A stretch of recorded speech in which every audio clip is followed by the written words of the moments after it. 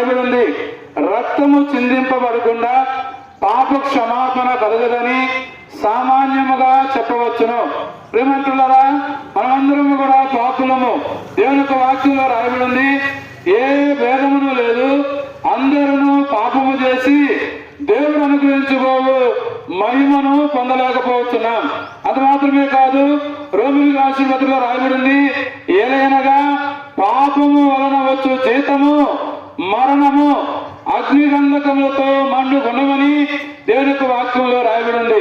కాబట్టి నీవు నేను ఈ పాపమును బట్టి ఆ మరణమునకు, నిత్య నరకమునకు, అగ్నిగంధకములతో మండు గుణమునకు వెళ్లకుండా ఉండాలి అని అంటే నీ నా పాపములు క్షమించబడాలి.